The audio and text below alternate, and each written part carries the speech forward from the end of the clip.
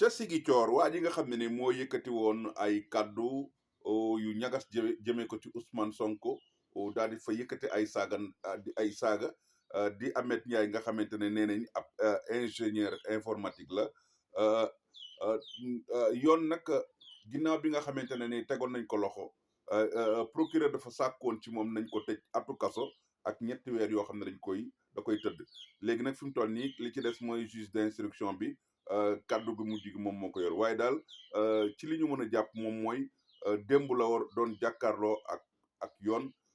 procureur nag dafa sàkk woon ci moom kii di xam ne moo di Ameth Ndiaye ñu daal di ko daan atu kaso ak